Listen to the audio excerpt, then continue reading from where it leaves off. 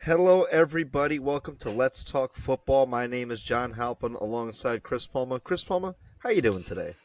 It's always good when it's the week one. Oh yeah, It's it always is. good. It is rivalry week, Ravens Steelers, and we are so ready to talk for it. So before we get right into the recap, we did want to say this episode is a two-part episode. Uh, for this episode in particular, we will be talking about the recap and then Ravens and Steelers, and then you could follow our second part with our special guest Jon Conti this week. We are also talking Jets, Colts, and giving our picks for this upcoming week. So we hope you watch both episodes, and if you do, give a like, comment, subscribe. And with that, let's just get right into our Week 10 recap, starting with my Baltimore Ravens against the Cincinnati Bengals on Thursday night primetime. Ravens squeaked out a win, 35-34. I have a lot to say on it, but CP, I'll give you the floor right now. Give me your thoughts on this one. Um, just wow. Uh, there really isn't much to say except that game took time off of a lot of people's lives. It's just I don't know if I've ever watched a more stressful division game in my life. That was absolutely out of this world. What a game. Yeah, that took 2 years off my life. I know that for certain. That was it was an infuriating win if there's ever such a thing. It feels like a loss because we did not play well. Bengals had this game majority of the game. It wasn't until that fumble by Marlon Humphrey and then we were able to get offensive momentum back. Scored off that with a Derrick Henry touchdown, and then Lamar was just doing magic the rest of the game, and it was fun to see. It stresses me out watching him play hero ball every week when our defense, and we'll get into our defense, has been so poor up to this point. And we had 11 penalties called on us that game, and it should have been more. There should have been more penalties called on us, especially at the end at the 2 point conversion that the Bengals had. That was There were multiple face masks by the Ravens that should have been called, defensive holding that should have been called, and that was I know we won, but man, it does not feel like a win. But that's last week, and I guess that gets us right into this week for our matchup against the Steelers. But I'm excited for that. We'll get more into the Ravens and their defense. But let's continue our recap. Let's go into Germany for the Giants and the Panthers, and the Panthers coming out victorious 20-17 in overtime. Was this a bigger win for the Panthers or a bigger loss for the Giants? Well, this was. I feel like this was a trendsetter for the Panthers. It shows they can win a football game. Mm-hmm. Take that with what you will. We can win a football game with Bryce Young. Yeah, On the Giants side, there is visible evidence now that Brian Daboll and the Giants have given up on Daniel Jones. Yelling, throwing iPads at him, getting in his face, looking at him while his head's down. He's like trying to mentally understand what's happening. They've given up on Daniel Jones. I don't I don't know that I see Daniel Jones in a Giants uniform moving forward very shortly. yeah, this could be his last year with the Giants, but we'll definitely keep an eye on that going forward. This was probably Bryce Young's game that he probably looked his best in, and good on Bryce Young for getting a win here. But man, yeah, Giants, we're gonna have to keep an eye on them for the remainder of the season, man. It's not looking good for them this year. But let's move on to Chicago because it's not looking good in Chicago. The pain train has been coming for a lot of teams this year, but Caleb Williams sacked 9 times in a loss to the Patriots, 19-3. This was a poor, poor game for the Bears all around. CP, what were your thoughts on this one? Just another unimpressive showing from that Bears offense. I saw the offensive coordinator was actually fired this morning. Mm-hmm. Maybe yesterday morning he was fired. Um, so it's like history doomed to repeat itself with Chicago, where they're now going to have a young quarterback who goes through multiple coaches in his first 2 years. You kind of called that one earlier on about Eberflus, but the offensive coordinator as well now. It's going to be a double down where he's going to have to go through two coaches in 2 years. Yeah, it's going to be really upsetting to see for the Bears. Um, Good for the Patriots to get this win, but man, Chicago. Ellis, our guest from last week. I am sorry, my friend. Actually, I believe Ellis told me that he had family went to this game, and I'm I would have sorry for left. that. I'm I so would sorry. leave. I would never. I wouldn't go to another Chicago Bear game if I went to this one. This was that was a bad one for the Bears. Bad news, Bears, man. But let's move on to Tampa Bay, where the 49ers came into town and squeaked out a win against the Tampa Bay Buccaneers, 23-20. Um, CP, what were your thoughts on this game? Um, this was a good hard game, but the more that you watch the Buccaneers, you more start to understand why Baker Mayfield is the heart and soul of that team. You want to talk about second chance efforts. Watching him stiff arm a defensive back running to the side, That was Nick and then Bosa. Nick Bosa. Sorry, I didn't know who it was off the top of my head. So it was Nick Bosa. You are strong arming him, running across the field, and you throw a dime. As a quarterback, that is why that team follows you. He commands a different level of respect with Tampa.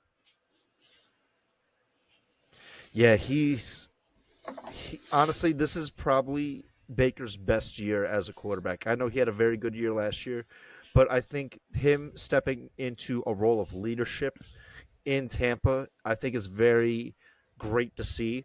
And it's not translating to wins all the time because they've been losing a lot of these games. But to good competition too. Not to to their credit, but they're losing these games to the 49ers, to the Ravens.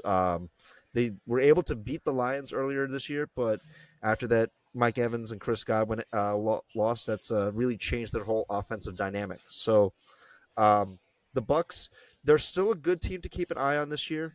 I know for Baker, I'm definitely going to keep an eye on him, and I know you are too, CP. But for the 49ers, you got Christian McCaffrey coming in this week, so there's a lot to look forward to there. Let's move on to Kansas City, where the Denver Broncos almost beat the Chiefs, but Kansas City won on a blocked field goal, 16-14. Man, this was a really defensive game to say the least. Yeah, but of course, there's always some controversy that comes in with a Chiefs win. I'm sure a bunch of people have heard it. There is an audio leak um, from Patrick Mahomes going to a referee and asking if he can let him know when a defensive back is coming for him or his guard. Um, I'm not a conspiracy theorist when it comes to the referees being told to do things to manipulate the game, but if he's trying to play into that joke, you're really playing with fire. Yeah. Um, and man, Chiefs have a very fierce matchup against the Bills this upcoming week. Speaking of which, the Bills beat the Indianapolis Colts 30-20 this past weekend in Indianapolis. Bills stacking wins, and man, but that matchup against the Chiefs next week, I think they are full steam ahead for that game. Hey, the Bills are keep it rolling, man. They're playing their cleanest football. Mhm. Keep it going, play free, play loose, and but you got to be able to put up 30. Okay, let's move on to Steelers Commanders, where the Steelers beat the Commanders 28-27. Oh man, this was this was a good game to watch, man. It wasn't even just the win, it was the tone in which we won. It was a coaching phenomena at the end. Hmm. Got into field trouble, great touchdown pass, and then the last drive of the game, we catch you on a fourth down hard count. Hmm. That's coaching. That's playing chess, knowing that they have young guys who are definitely up in the anxiety realm during that time.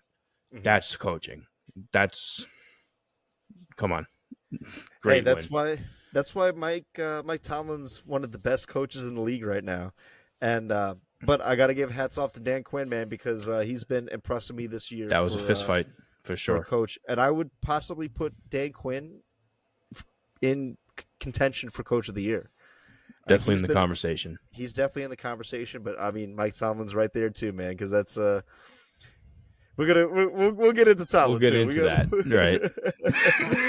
Mm. Let's move on to Jacksonville, where the Vikings came to play the Jags, um, and this was a very low scoring affair. Vikings squeaked away with a win 12-7 over the Jags, but Sam Darnold was reported with a hand injury. So I'm not sure if he's going to be starting this upcoming week, but man, Vikings at least hey, they get another win, but not the win that they wanted. You know, they were expecting probably a little bit more. Woo, Bless you. Bless woo, you. thank you. Woo. Sorry, I'm allergic to cats, and we're talking Jags. Um, this was an interesting game. I think the deeper conversation is the Jaguars defense holding that Vikings offense to 12 points. Hmm. Yeah. You know, the Vikings have been thunderous this year. They've been able to score points almost at will, and then a Jaguars team holds you to under 14. Hmm. May we've been talking about it this year that Vikings is sometimes that team that fizzles out. 12 points against the Jags is not a good sign. No, it is not. Let's move on to New Orleans, where the Saints came away with a win over the Atlanta Falcons, 20-17. They get this victory after they fired Dennis Allen, their head coach. So the interim head coach got the win. Good win for the Saints. Tough divisional loss for the Falcons, but they're still leading that NFC South division. Saints showing they still have a pulse. You know, they're not going to go down without fighting. That's always been the Saints. It's we're going to fight even when we don't have who we need. Mhm. Um, hopefully it signs for better in the future, but we'll have to see. Falcons are a very good team. Yeah, we'll definitely have to keep an eye on the whole NFC South this year. Let's move on to LA, where the Tennessee Titans took on the Los Angeles Chargers, but it was seemed to be all Chargers all day. Chargers come away with the win 27-17. But they have Chargers have a very interesting matchup next week against the Bengals in Sunday night primetime. So that is going to be a very exciting matchup to see next week. Yeah, but as for this week, it was just a better team beating up a team that has no identity. You know, the Chargers, as flawed as they are, you know, you and I have spoke about them. Um, they're just a better coached and better rounded franchise as it stands, other than compared to the Titans.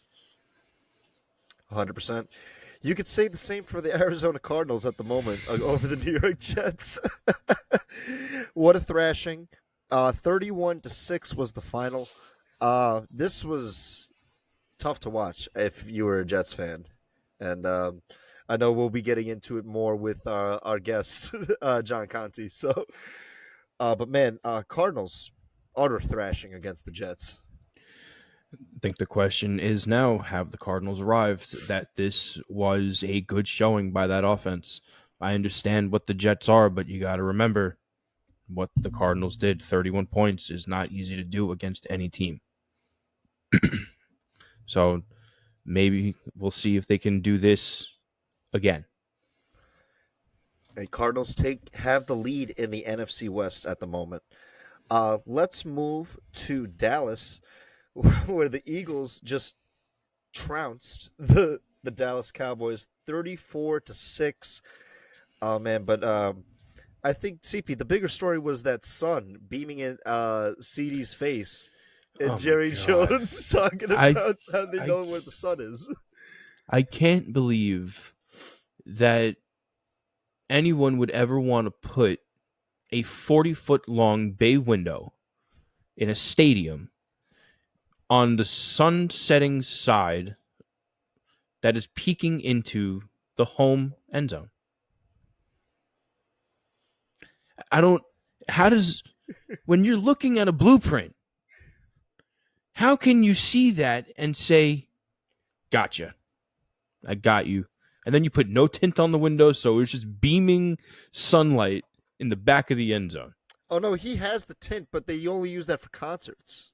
Right, right. They dim it for night shows, so the moonlight doesn't affect the pictures. No, I think Jerry Jones was saying that, and I don't want to spend too much time on this, but I know he was saying that it's like, oh, but we know where the sun is, so we have the advantage. Oh, so Uh then huh. a reporter followed up with that, where it's like, oh, so is Mike McCarthy not calling the right plays if he's supposed to know if he's supposed to take the sun into account? And then Jerry Jones was like, "You shut your whole mouth." Right, like he's a hell of a coach. You better stop that. Oh man, oh man, Jerry living in Jerry world, man, it's fun stuff. It is painful days in Dallas. Yes, it is very painful days in Dallas. Let's move to, I guess, Houston, where at least there's the Texans, the one bright spot in in the state of Texas, right there. So, but this this Lions game, man, this was a heartbreaker for you Texans fans out there. Jared Goff threw 5 interceptions, and the Detroit Lions still beat the Texans 26-23 with a last second field goal to win it. Man, you got to win games like those, man. You got to win those games. Well, you got to give a hats off to that Detroit defense for a scoreless second half. That's true. Yeah. You know, it may have been 5 interceptions, but Detroit still scored in all four Mhm. quarters. And he left, and you guys left 2 blemishes on the board. You can't do that against Detroit. You just can't do that. But if this was to be the Super Bowl, I don't think anybody would be disappointed with how entertaining it was. Because again, this was an amazing game. Yeah, this is definitely one for the ages. So I hope that people remember this game because this is you don't see that very often, where teams have to make a really big comeback to win it. But I will say, Houston, I'm starting to notice a little trend that they'll get up early and then they won't really score much in the second half. The same pattern was against Buffalo, and I know they also a couple other games this year. So something to look out for the Texans that I'm just going to keep my eye on. I don't know, maybe I'm seeing things, but let's move to LA for the final game of Week 10, where the Miami Dolphins came into LA and they wanted to put on a show, and it was the Dolphins winning 23-15.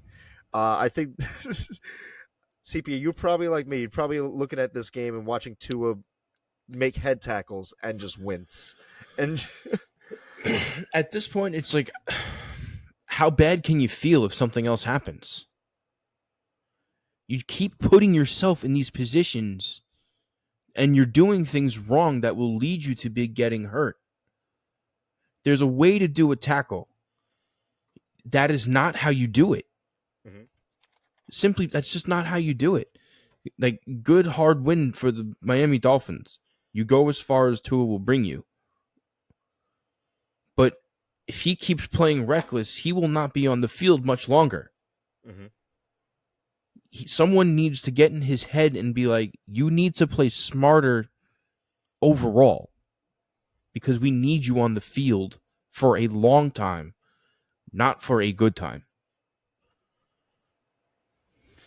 Yeah, and I mean, hey, Tua is ultimately making his decisions for himself, but I think everyone shares that same concern for his health, where it's like, look, and not just for him, but any player, where it's like if the game is too dangerous for you to play, or you're putting yourself as you're more prone to injury or more susceptible to being injured for playing the game, there's no shame in walking away for your own health's sake. I mean, look at Andrew Luck all those years ago, and fans booed him when he did that, but that was the right decision for him. He's still alive to tell that tale. And for all the players that are able to make that choice, we respect them making that choice. But that is week 10, my friends. This week 10 is in the books. We move on to week 11. And Chris Palmer, you know what that means. You know I what the mean, fuck that means. I mean, it's time for round one, my dude. It is time for round one. I will give you the torch, my friend. Start us off, please. Like, we have rivalry week. Ravens coming to Pittsburgh to play the Steelers. You know, of course, we were going to talk this game. But there was no way we couldn't. And can I tell you, this one has, like you said last year, that last year had a different energy. Mm, From last year to this year, the energy has totally shifted. You guys are a well developed juggernaut of this division. That much is clear. We are still here. never That left. is, we never left. We had some struggles over the past couple of years. Guess what has returned to Pittsburgh? The long ball. Long ball's back in Pittsburgh. And that's where the concern comes to Baltimore. Lamar Jackson's playing his best football. He's only thrown two interceptions this year. Hmm. He is on track for a consecutive MVP. He is going to be one of the greatest quarterbacks of all time when it's all said and done. Hmm. Future Hall of Famer, you can already see it. You guys are number one rushing offense. You're the number three passing offense. You're the number one rushing defense. Hmm. 32nd pass defense. Yep. That, as a football fan, that is petrifying because I've had the 31st ranked offense for a very long time. Hmm.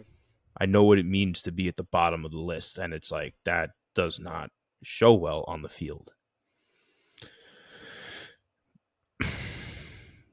With that being said, coming into Pittsburgh, we spent years, past couple of years, we were between 29 and 31 for total offense.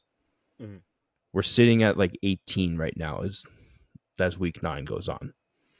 We're like number 8 rushing. We're like 18 overall, but we're the top 8 rushing offense. Hmm. So that is a clash that I'm absolutely excited over. Hmm. But stepping off the field for a second, it's the mutual respect that you really just can't get enough of when it comes to these two teams, coaches to players. Great recognizes great, right? Of course. Watching Mike Tomlin recognize Lamar Jackson as greatness Hmm. should be all that's said about this rivalry is how much respect there is behind these two teams. Yeah, I mean, of course, maybe it always starts at respect. It always starts at respect, right? That's what Ray Lewis says. And but that's where it blossoms from there, and that's what makes a great rivalry, where it's like both teams respect one another because they're kind of one and the same, right? For many years, it's always they're they've always been a reflection of one another, where they excel at one side of the ball so well, and for many years both of these teams were just known for defenses. Over the past couple years for the Ravens, we've just shifted that approach with Lamar. Like he's completely changed how the Ravens are perceived in the league now. Like people really see the Ravens, as you said, as a juggernaut because of our offense. Correct. And right now, and as you brought up before, we have the 32nd ranked pass defense. That is a liability for us. And so It's the we first walk, time in a long time that your yeah, secondary has been a liability. and but I've seen it before. I've seen it before with plenty of like Ravens teams where it's like our defense looks like any other team could just do whatever they want on it. And it's so infuriating when it's like there's no zone where we completely dominate. Now last year we dominated, especially when it came to sacks. I mean, we had the defensive triple crown last year. We gave up the fewest points, yards, and had the most sacks last year. This year, I got to say, we are still producing at a high level, and it's still. But our sack leader is Kyle Van Noy. I would have thought it would have been Matabike. I would have thought it would have been Odefe Owe. But so we walk into Pittsburgh, and again, nothing but respect. And it's like we know what both the Steelers and Ravens are capable of. But this is one of those matchups where I'm like, I don't feel as confident going into this because of how the Steelers have really been looking. And when you look at the standings, Steelers to have that division right now, they are leading it, and whoever wins this game is going to be leading the AFC North. And as many people, much like myself, think that like they can go to the Super Bowl, right? If they can't win their division, that makes that path to that Super Bowl a lot harder. And that's not even guaranteed to make it to the Super Bowl if we can't even get past the Steelers. If it's all said and done, and the Steelers are 13-4 and we are 12-5, then it's like okay, we're both got the dance, but we have to take the detour to get to where ultimately we want to meet up. Right. And so I think that walking into Pittsburgh this week, man, this is what we fucking live for, man. This is there's so much at stake because whoever's really taken the lead on this, when you look at the Steelers gauntlet, you have a lot of divisional games. You're not going to win all of them, right? You're going to lose some divisional games. I think the Browns, you probably sweep them, but the Bengals might give you a little trick, and then maybe coming back to Baltimore. Okay, we'll see how we're both looking at that point in time. And Steelers are looking good, man. I think that when you look at the rest of their schedule too, it's like they could get 11 to 12 wins with just how they're looking on both sides of the ball, man. And with Russell Wilson, he just looks like a great fit under Mike Tomlin. Like when you and I, we send each other Mike Tomlin clips all the time, man. We both love to just hear this man speak. And I think Russell really feels the same way too. He really understands what it means to learn from probably the one of the best coaches he could ever learn from, ever. And Pete Carroll was great, and he had Sean Payton last year. Those are both Hall of Fame coaches, but they're not Mike Tomlin. Mike Tomlin is a leader among men, and he has to ingratiate them in the culture of the Steelers. But one of the cultures of the Steelers is you're not a true Steeler until you play the Steelers Ravens game, until you play your Right. first This is the rite of Steelers Ravens game. passage. So This is the this rite is of that rite of passage. passage for Russell Wilson. It's like, okay, welcome to the AFC North. Let's see it all on the line. We come in with our 2 times, possibly soon to be 3-time MVP Hall of Fame quarterback, and then a fucking Hall of Fame running back who is 250 pounds of pure muscle and beef coming in to Right. run on your face. And it's like, it's it's going to make for such a great matchup, and it's going to be such a chess game between these two teams and personnel, coaching, and everything. So excited, my friend. Yeah, because again, like what you said, that they are they're products of each other. Hmm. And that's the truest statement that could ever be. Because you guys found an ace in the hole by finding Lamar Jackson. You guys were able to take that and change your whole dynamic. Oh yeah. And that's 100, that's great. Kind of came at the detriment of your defense a little bit over the years by losing key pieces. Biggest one is you let us take Patrick Queen from you. I'll I thank think you. also years ago too, I still stand by we should have signed Matt Judon and Yes. not give him that franchise tag, because for him to have been on the defense in the past couple of years, he would have been such an asset to our team.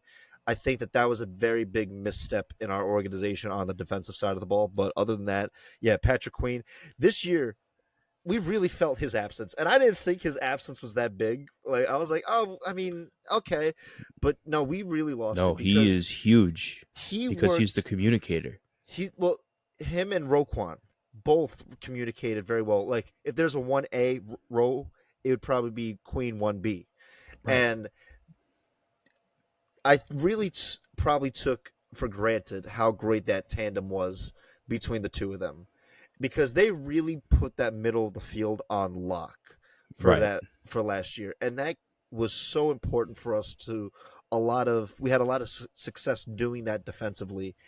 And now Rowe, I see him, and I saw this against the Bengals game, and you could pull up literally almost any Jamar Chase highlight where he's just cutting to the inside of the field, and Rowe just he's behind. He's alone, He's alone. He's a linebacker, and you have Jamar Chase on him. He's going to get smoked every time, and especially if you it's have a rookie cornerback on Jamar Chase. Like that's a double mismatch at the entire all night.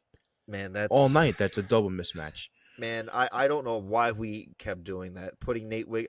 I like Nate. He's been really good so far.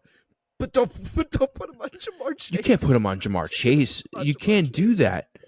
But then it's well, where do you put him then against now? Like looking at the Pittsburgh offense, where do you put him? At best you put him on Calvin Austin, but Calvin Yes. Austin has sideline speed. I'd still put him on Calvin Austin. I'd take that match. I would put Marlon on Pickens, And and then who do you put on Mike Williams? I put Brandon Stevens on Mike Williams, That and then I have yeah, Nate at the slot. Personally, that's how I would match it up. all right. I mean, I respect that. Um, Again, Calvin Austin isn't always on the field, Hmm. but um, but now looking at the Steelers personally at this moment, this is one of the more complete teams with Russell Wilson at the helm Hmm. that I have seen in years. Hmm. In years, especially now with the pickup of Mike Williams, I think that is such a great addition. Um, I wish Cordell Patterson was producing more, but it's understandable. He's definitely post prime. He's probably on his way out of the league in the next couple of years. Hmm. He does still bring in a couple of clutch yards up front. But now you look at that defense. As always, that Steelers defense has pieces, and there are a lot of people coming back this week. Cole Holcomb's coming back. Nick Ooh, Herbig's coming back. ooh. Alex Highsmith is coming back. Demonte Oh, Casey's coming back. okay, So our entire starting regime on defense is now back. that's right. And now we have the addition to the defensive end we picked up from Green Bay last week, Hmm. Oh, Preston Smith. Preston Smith. So it almost feels like you guys elevating your rush game made us have no choice but to elevate our defense once again when it comes to just sheer numbers and people who can make first contact. Yep. And that's where the chess game comes into play, where it's you have one of the most dangerous backs in the league, save for one flaw, and that's initial contact. Yep. At the line of scrimmage. at the line of scrimmage. So what And do we it's do? tough. Yep. We load up all pros at the line of scrimmage. but but I love it too because it's then going to force the Ravens to problem solve and think outside the box. Be like, okay, if they're going to beat us at the line of scrimmage, then let's see if the passing lanes are open. If we're able to really take advantage of man-to-man coverage with our matchups, and then it's like, okay, for the way Lamar has described this offense is a pick your poison offense, where it's Right, is we're gonna burn you now regardless. he could throw it and he could throw it deep, he could throw it mid, he could throw it short, he could run it with him or Henry or Right, and who do you stop? And it's but I think obviously you stop Lamar, that obviously, because he is the one that's ultimately making the decisions. He's the one that's really the game will live and die with him. We saw right. that in the AFC title game. That's where that game it just a lot of it was on him because he didn't play up to the capabilities that he set for himself. And he's just every year it's been a pleasure to see him every year, man. Like I was thinking about it. I was like, have I seen almost every Lamar Jackson game since he's been in the league? Probably like a solid 90% of his Everyone career. that's broadcasted at the very least. Well, I mean, even if it's not broadcasted, we're going to wings typically Right. to So you're watch. watching it. Right. So and I'm like, it's and just year after year, he is just gotten better Oh yeah. every year, and in ways that it's like he makes it look so easy to play the game, and because there's so much either space around him or space around his receivers, and it's like he just does things that you can't expect other players to ever duplicate that instinct to run and to make someone miss is something where it's like as much as you can coach and it's like you have to coach proper tackling and everything in between, but it's like at certain points like someone's gonna get got. And to quote Marshawn Lynch, it's like I'm gonna get got, but I'm gonna get mine more than I get got. Yeah, and that's the danger of the Ravens offense is that it is like a pick your poison because you can't prepare enough for Mm-hmm. the talent that is that offensive core. And that's the truth of it is there is no you can't over prepare. You can only just do your best, Mm-hmm. but that's where the chess match comes into and Oh, of confusion course. is made. So when you look across the board and you see Mike Tomlin versus Harbaugh, um, these guys have been playing each other for 20 years. They know everything about each other inside and out. They know what goes into preparing. But now you look at Russell Wilson. Again, this is his rite of passage into the AFC North. Oh, of course. But he's going in completing 80% of his passes Yep. in the He's last coming in three prepared. games. He's coming in averaging almost 400 yards a game in the last three games Mm-hmm. and 30 points a game. This is Russell Wilson who is showing people I still have a lot left in the tank. This is Seahawks Russell Wilson. This may be a more refined Russell Wilson than what we saw in Seattle Mm-hmm. because now he's in a culture where he doesn't have to be a yes man and he seems to be grasping the idea of Tomlin's coaching scheme more than Pete Carroll early in the early onsets because like you were saying when it comes to the Steelers culture it's look beyond yourself Mm-hmm. and understand that this is bigger than who you are. And I think Pete Carroll tried to get him to establish that in Seattle, Mm-hmm. but it became more of I'm going to do what I'm told so I don't get traded. It turned into I'm going to be a yes man versus I'm going to embrace what he's saying and I'm going to help elevate this team. I think Mm-hmm. Tomlin is portraying that message in a deeper way and it is connected with Russell Wilson earlier and Mm-hmm. deeper. Yeah, I think honestly, we got to give a lot of credit to what makes a veteran, and I think that wisdom and learning from all the coaches that you've had across your career, and applying that knowledge along with new information too. There's something to be said for that, and across all veterans, because their outlook on the game comes with a lot of knowledge and wisdom that obviously the rookies just can't understand. And I think that for Russell Wilson, you're 100% right, because whatever Tomlin is saying, you know, he could be saying anything, but you know it's going to be great. It's going to inspire because that's what he's done year after year. And if there's any, like every player in the league would want to play for Mike Tomlin. And now Russell Wilson really has the honor to play to really like learn from him too. And it's it's really great to see because it's really just opened up a lot of the capabilities on both offense and defense. Honestly, and I like George Pickens as a wide receiver. Some of the Could al- antics off some of the antics off the field though, I mean, but as a wide receiver, he is so talented. He is him and Russell Wilson look like they've been playing for years. right. And they just he's having probably the best stretch of his career, and I'm all for it, man. Like I really am.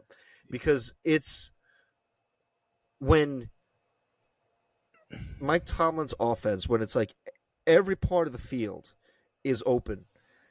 What do you?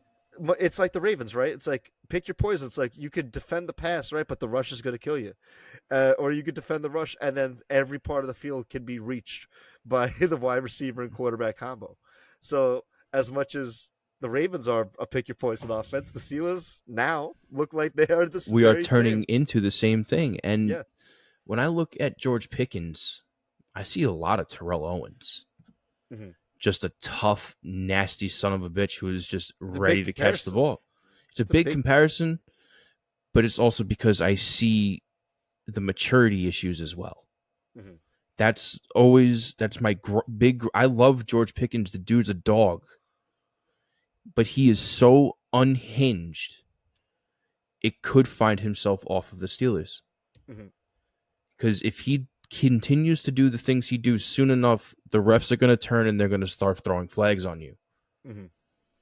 You're just doing again. You're doing reckless things that soon enough are going to become a detriment to winning the game, and it's already lost you reps at wide receiver one, being consolidated in reps.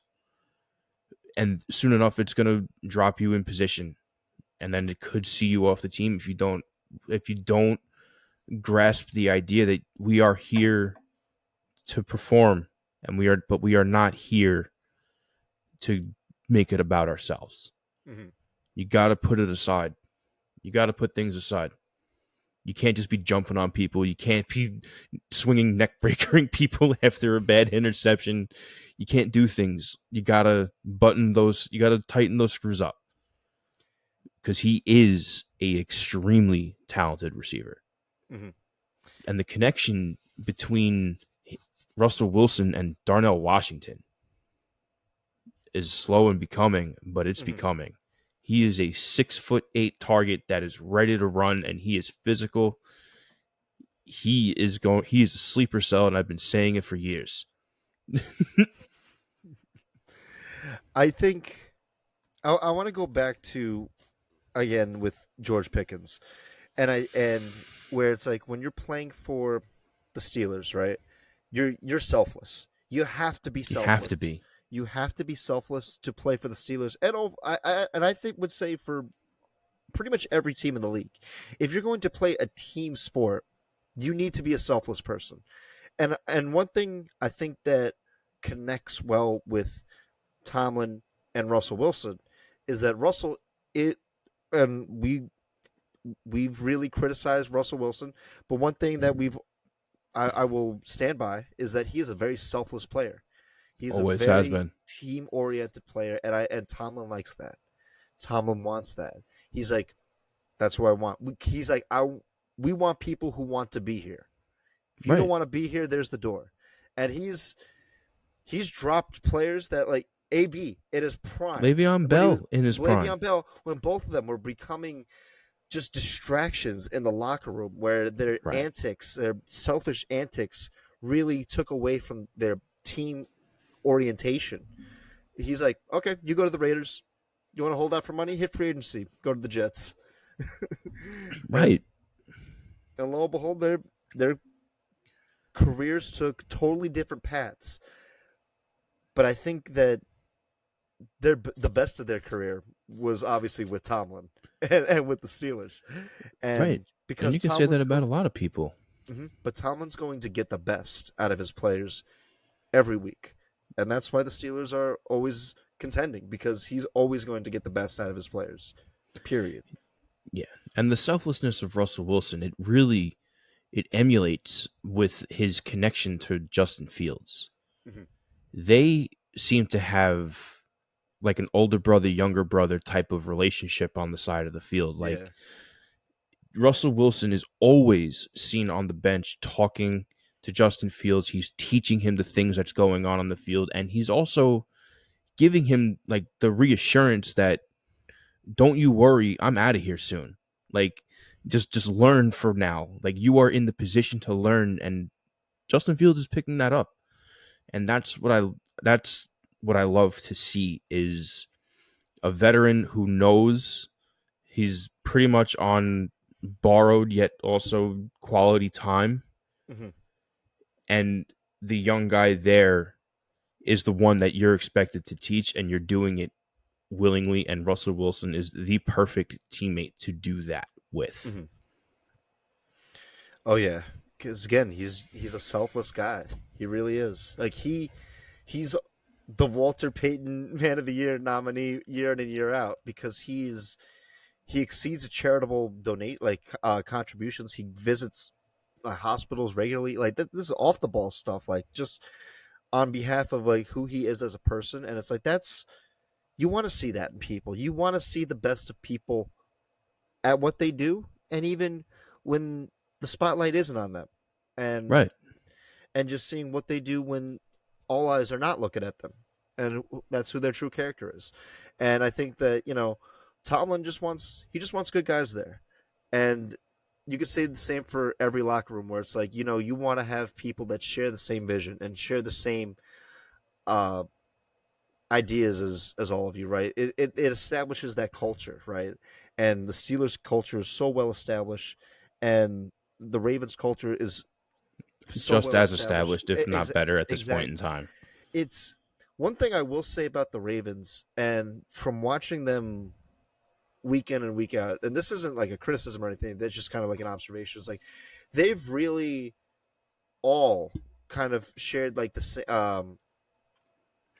same belief in God and the belief in faith and the Lord and stuff like that. Like because they'll have a lot of prayer in the locker room too, and that's just a very interesting thing with the culture as well. I mean, it, we both like Lamar like is a very religious guy as well. Derrick Henry, a very religious guy as well. And they one thing about the Ravens culture is that they really have a lot of faith in God, but also faith in each other. And I think that that's what's really a big defining thing. There's like, if I guess you call the Steelers selfless, I mean the Ravens are very faithful. Those are just kind Yeah. of like characteristics of like the culture of the team and just everyone believing in the guy next to you. Yeah. I agree with you 100% when it comes to the Ravens, but again, I feel like that is the Ravens and Steelers being a product of each other because 100%. that was instilled from the Ray Lewis defenses. Oh yeah. And they were forced to go outside of themselves from those Mike Tomlin offenses. hmm So they again, those characteristics of each of these of both of these teams are products of playing each other and just being and elevating each other as teams and franchises throughout the last 20 years. hmm And that's why I will say this and I will die on this hill that this is the best rivalry in professional sports. I And can't it's help but really not agree. close. And it's really not close. It's just year in and year out. These are the games that decide the division, and it usually decides second or first place in the conference. And there's usually 3 games, and this has 3 games written all over it this I year. cannot. I really want a round three in the playoffs this year. I think that that would be so big, It would and have to be prime time. it would have to be prime time. Wherever would be Baltimore or Pittsburgh, it would be amazing. But I think that that would really put the Ravens Steelers rivalry up to new heights again, Right. where it's not a 1 o'clock game on a Sunday, where it is prime time and meant to be prime time every single time that these two teams play, because there's whoever wins this leads the division at this point in time, and you odds are we're probably going to say the same thing again when we play each other the second time too. Right. Except only when we play each other that time, the winner of that's probably going to win the division. Yes, yes, which is just absolutely insane. And if they meet in the playoffs, I really want that matchup to happen, because that would just be it would be so good. It'd be Again, it's like you said it would elevate this rivalry to a different height again because Mhm, again, for the past couple years, the Steelers have been there, but the playing field was separating. mhm. You were separating from us for a while. You were because of our offense. We just couldn't put up points. We were holding teams low, but we Yeah. couldn't put up points. Mhm, Save for this year. Said it going in, we needed to be a 30-point team going into this gauntlet. mhm. There We you are go. a 30-point team consistently. With or without Russell Wilson, we are a 30-point team. We're 28 points with Justin Fields and we're 30 points with Russell Wilson. This game, if there isn't a round 3, it will be a tragedy to the sport. Well, I mean, if that let's run through that scenario real quick. Let's say season ends today, right? Right. Season ends today. Season ends today. Steelers take the division. So I mean that means they would be the second seed to the Chiefs, if I'm not mistaken. Um, In the conference. in the conference. No, we would actually be third if the season ended today because Oh, you Buffalo, would be. Oh, okay. Buffalo at the point we would be 3, Okay. So then Ravens would probably be what, fifth, 5, sixth. Yep. So then we would 5 go behind fourth. Houston. Yeah. So it would be. We both have to like at least win a round and then see how it goes from there. But obviously, we live in 2024, in the year of our Lord and Savior. Uh, whoever wants to go to the Super Bowl has to beat the Chiefs. Uh, Right. so, one of us, I hope we can meet, and then someone meets the Chiefs. But we'll see how it plays out, because there's still a lot of season left. Um, and I just want to see both of these teams just unleashed and just do what they do, because it's going to be fantastic football, absolutely fantastic football. It's So, such a breath of fresh air knowing that the Steelers can consistently attach over a 15-yard pass to a drive. mhm, And we can finally, we can do a 75-yard 9-play drive for a touchdown at consistent levels again. mhm. That is what you need to be able to do consistently is move down the field and score without leaving blank. And after, again, the fever dream of the Matt Canada offense was hard to watch. I love what Arthur Smith is doing for the offense. Russell Wilson has taken full effect to Arthur Smith's offensive regime. I want to see these two teams light up some fireworks on Sunday, and that's the truth. I do too. And you know what's fun too is like the the addition of the deep ball for the Steelers feels like the cherry on top, right? It feels like the whipped cream because they're still at their heart, they're still a run-oriented team, Right. and they're going to feed the beast of Najee and Warren, and they're going to just keep running the ball too. It's and so of the Ravens. We're just gonna keep running the ball too, and it feels like all like the passes. It's like okay, it has opened up the field, but at the heart of it, you still have that heartbeat of just running it down the field, Of just running it, north south running it. football. It's Yep, just, oh man, I'm so excited for this game. It's I have really goosebumps. it's every year when this game comes around, it's a different air. Like it's a different energy towards the week. It's like of all games, because there's a lot of great games this week. It's that one It has to be that that should one. be on everybody's radar. Hmm. I again, I feel this game should always be slated for prime time. I think it's an injustice that this game isn't on national TV.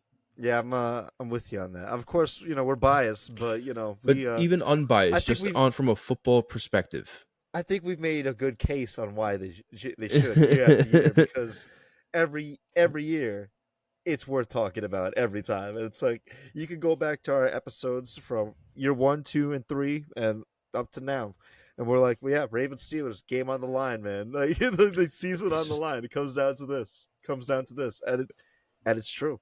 It's just it's the it's the rivalry in the NFL in particular where it's like it has never failed to deliver because my Tomlin and Harbaugh, they have the most games against two coaches have had in one another. Like I don't think any other two sets of coaches have had more matchups than these two guys against each yeah, other.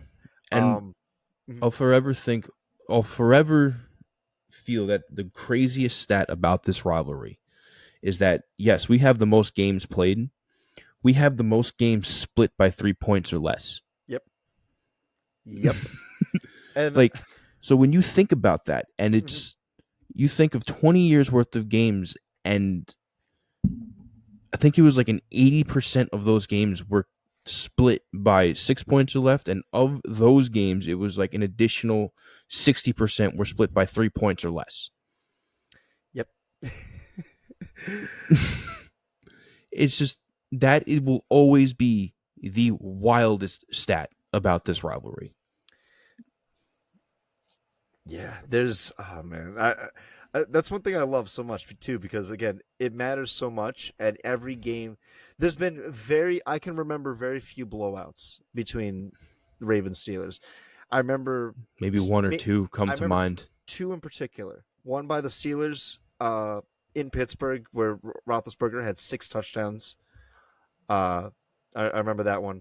And then I remember week 1 of 2011 season, we beat you guys 34-7. I I don't remember have that one yeah, vaguely. yeah. Um, but aside from that, it's been so close. And I think there is one stat, I guess like a little next level stat if you want to get to it. So point differential per quarter. Uh there's a whole chart that everyone can look up. But one thing that stood out in particular to me was that in the third quarter in particular, the Steelers have a plus 53 point differential in that quarter, which is insane. So when that means that after halftime they come out, they have made their adjustments. It's like, okay, we see what you're doing. We're going to move our queen to e4. Well, Bishop history takes has rook. always shown that the Pittsburgh Steelers have always been a second half team. Hmm.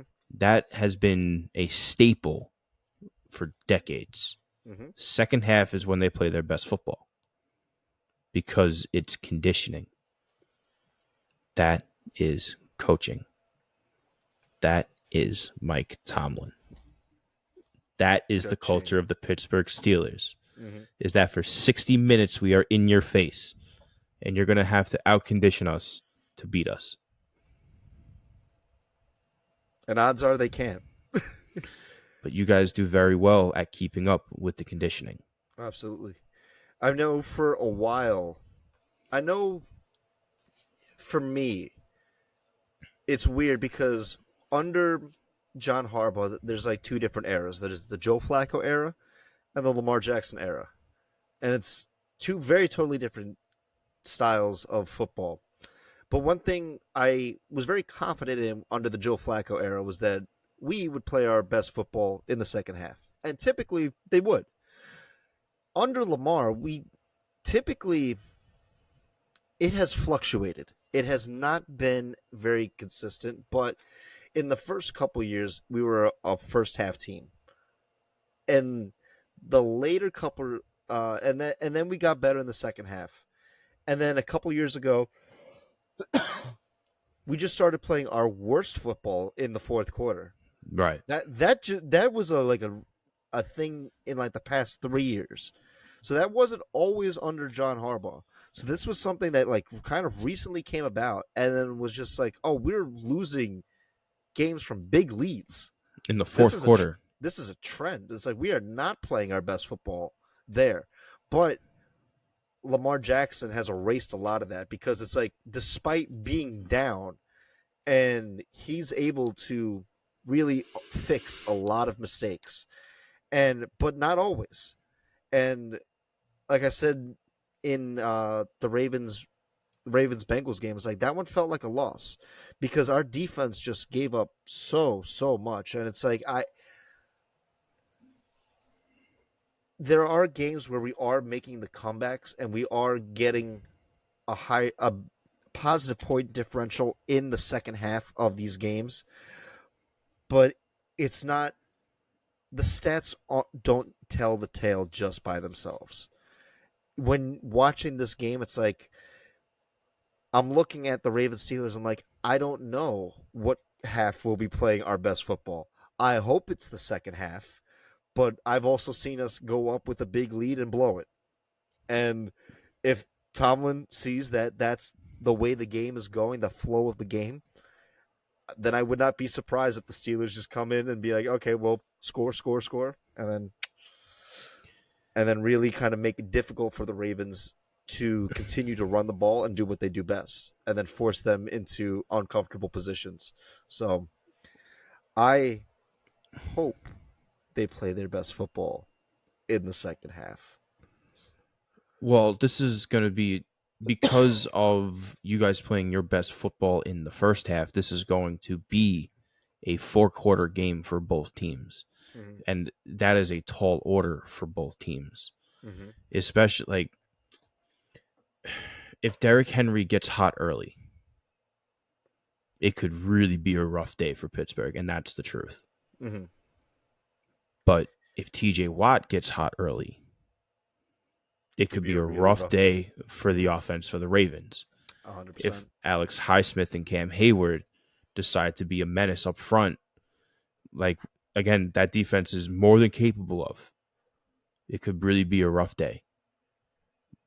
But on the exact same side of that coin, the offense of the Ravens has one punch knockout power on every side of the ball. On every side, you can go anywhere you want, and you can score at will if you really wanted to.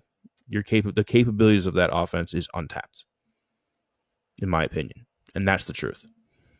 Untapped and unleashed, baby. It's untapped right now. I still think that we haven't reached the full potential of the offense too, No, and it's totally untapped right now.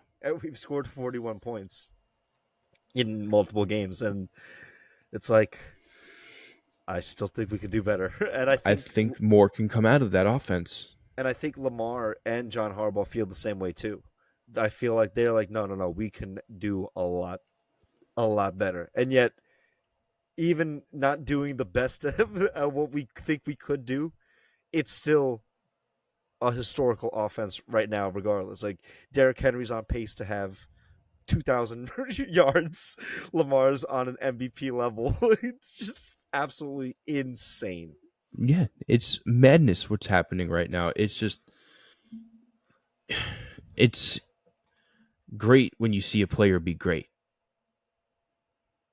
But when you need the player to be great every week, It's a lot. it starts to take a toll on the player. Yeah.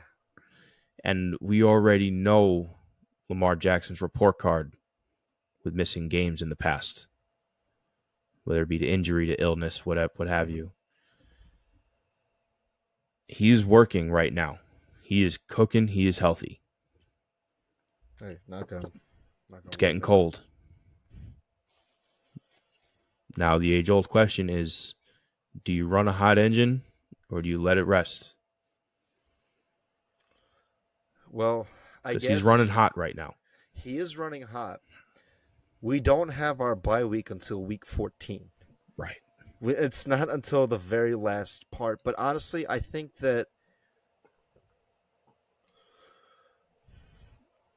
at that point in time, I hope everything's cleaned up, and I hope it's from week 14 onward. It's like, okay, every week is a playoff week at that point, and then Every week's a playoff week from and then now it on. just exactly, and it just kind of gets them ready for playoff mode and in playoff mode, because I think that our offense could, we have the potential to sputter out, but it's a very weird pattern with Lamar where it's like he just plays so well in the regular season, and then in the playoffs, it's like he decides to have his worst game of the season, and it's at the worst time. It's in January, and it's like, oh man. But this is,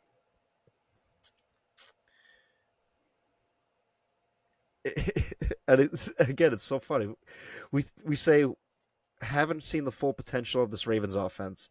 And you can again say the same exact thing about the Steelers offense too. It's like, well, we still haven't seen the and so far, every team that has played the Ravens, their quarterback has played their best game this season against the Ravens.